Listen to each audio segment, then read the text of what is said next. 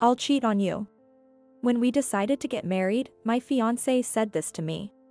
I might be called foolish for not breaking up with him after he said such a thing a while ago. But I really wanted to get married, no matter what. I've had my share of hardships because of it, but I don't regret it. My name is Anne, I'm 45 years old and currently single, actually divorced twice. My first marriage was when I was 26, but after 2 years of marriage, I couldn't get pregnant, and it turned out the problem was with me. Even after treatment, I was told my chances of getting pregnant were only 10% to 20%. My husband, who loved kids, was terribly disappointed, and 6 months after that diagnosis, he asked for a divorce. The shock of potentially not being able to have children had not yet faded, and the word a divorce felt like a death sentence to me. I begged, saying I wanted to try for the slim chance, willing to undergo treatment. Divorce him, don't you dare make our son unhappy. But even my in-laws came to me. So, with a heavy heart, I divorced. A year later, still not over it, Michael from my work approached me. He was one of the top 3 salespeople, handsome, and naturally popular with the female staff, but to me, he was from a different world. Moreover, I felt I shouldn't get involved with men, so I never took a special interest in him. However, my attitude seemed to pique Michael's interest. Eventually, worn down by his experienced approach, we started dating a few months later. But to Michael, I was just one of many, and even while we were dating, there were always other women in the picture. I was about to end it, realizing it was a fruitless relationship, when I found out I was pregnant. The surprise and joy I felt at that moment. I doubted it several times, wondering if it was a lie or a dream. Even with the hospital's confirmation, I bought a pregnancy test kit to recheck. I was going to be a mother. The thought brought me to tears. But once I calmed down, I started worrying about what to do next. Abortion was out of the question, but how was I going to raise this child? There are various supports for single mothers, but I was overwhelmed with doubts about whether I could do it on my own. I thought about discussing it with Michael, but I was sure he'd say he didn't want the child or suggest breaking up. Having no friends to talk to about such things, I eventually reached out to my brother. He was in his 3rd year of marriage, enjoying life with his wife while living with our parents. He was overjoyed to hear about my pregnancy. If anything happens, we'll support you, so go ahead and have the baby. He said so. Encouraged by his words, I finally mustered the courage to tell Michael when he came to my apartment. He was silent for a while. Is it a boy or a girl? He asked.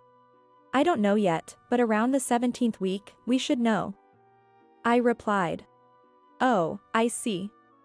I would have preferred a boy, but a girl's fine. We can always have a son-in-law, he mumbled. Then he asked out of the blue.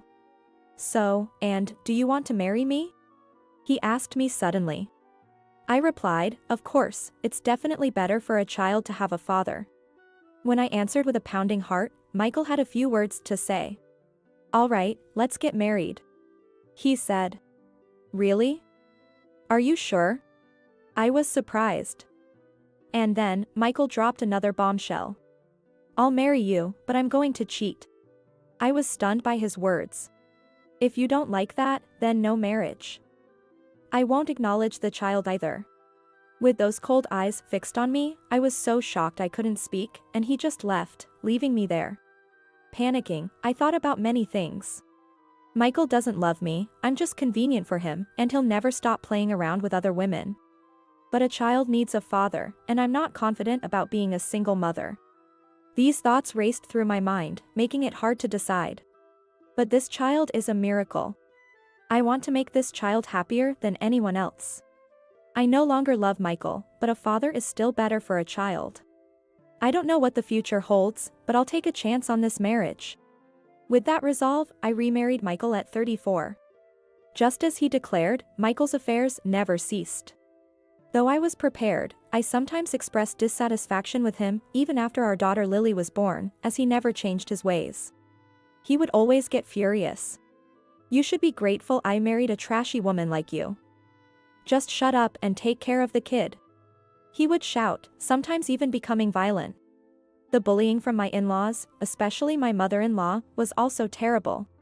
Initially, she was happy about the marriage when she learned her son, who was always womanizing and not serious about marriage, was going to have a child. However, it seemed she grew to dislike me more and more, as I was neither from a good family nor particularly beautiful. She criticized everything I did, from my poor cooking skills to my lackluster cleaning. And when I gave birth to a girl, the bullying reached its peak. She even came to the maternity hospital and yelled, "Unbelievable. You gave birth to a girl, deceiving us. You can't have more kids, right? Just leave." She yelled. I was stunned and replied, "But Michael said he was fine with a girl." Well, if she had turned out to be a beauty like Michael, we could have married her off to some rich guy. But who would have thought you'd give birth to such an ugly child? I couldn't believe her words and looked at Michael. Then he said unbelievably things. "Yes, she's super ugly and looks nothing like me. You sure you didn't cheat, Anne?" He said this casually. "There's no way. I'm willing to do a DNA test." I shouted. Divorce is always welcome. As for alimony and child support, let's call it even since you gave birth to such an ugly child. Michael said something unbelievable. I married him to make my child Lily happy. Because I thought a child needs a father. These thoughts swirled in my mind. But as I thought in my confused state, I began to doubt if Lily would be happy with such a father and grandparents. I was anxious about raising her alone and clung to Michael, but there are many women out there bravely raising their children as single mothers. Even my brother and his wife said they would help. And you lack courage. I scolded myself and decided to get a divorce. As I researched, I found out that if I took Lily and sued, Michael would be obligated to pay child support. If he didn't pay, his wages could be garnished. When I emailed this to Michael, after talking with his parents, the situation suddenly changed a few hours later. "We won't get a divorce," came the reply from Michael. I thought he was worried about his company finding out, but then his mother called me. "After thinking about it, you're like a free housekeeper for us. It's much more beneficial to keep you than to let you go. We can have the heir to our family from one of Michael's mistresses." She said this, laughing heartily. I don't need to be loyal to such a family. With a firm decision, I started to record the emotional abuse from my husband and his family, bit by bit. Then, just when I had gathered substantial evidence and was thinking of consulting a lawyer, Michael suddenly passed away 3 years into our marriage. When I was informed that he died during an affair, in a truly embarrassing way, his parents went almost insane, but I couldn't help but laugh. "What's so funny? This is all your fault." "Huh? How is it my fault?" "You're a failure, that's why Michael cheated. His cheating was a chronic issue, not my fault. He had affairs with many women even before we got married." "Shut up. It's because you didn't take care of Michael's health that he had a heart attack." "What health care? He barely came home." I was surprisingly strong. "I'll fight to the end to protect myself and my daughter." Perhaps because of such exchanges, I wasn't allowed to attend the wake or the funeral. During the funeral, the in-laws were bad-mouthing me to the relatives, but it was they who received cold stares, as the news of Michael's embarrassing death had leaked. While I rested at home during the funeral, my brother emailed me. "I need to discuss something. Can you contact me after the funeral?" He knew about the treatment I received from Michael and his family and disliked them, so he didn't attend the funeral. When I called him immediately, he was outraged that I was barred from the funeral and made a proposal for the sake of me and my child. A few days after the funeral, I started packing my room and preparing to return to my parents' house. I also filed a termination of the marriage kinship document to cut ties with my in-laws. Unaware of this, my mother-in-law ordered me to do thank you visits and write letters of thanks to the funeral attendees. It's ridiculous for someone who didn't attend the funeral to make thank you visits.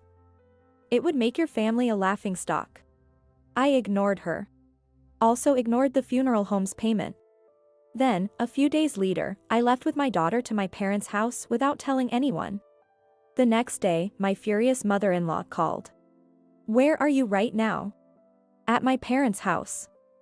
"I've already moved my stuff in, so I won't be returning there." "What nonsense are you talking about? From now on, you're supposed to take care of us." I knew she had been having trouble with her legs recently, but to think she'd expect me to care for her after all the bullying was unbelievable.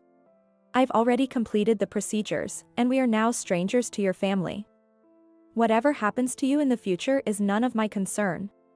Then, she shrieked over the phone. "That's not unrelated. What about his inheritance?" "His inheritance? Of course, all the assets built during our marriage go to me. It's the law. If you have any objections, feel free to take it to court." After saying that, my mother-in-law slammed the phone. I couldn't help but smile, feeling I had finally retaliated.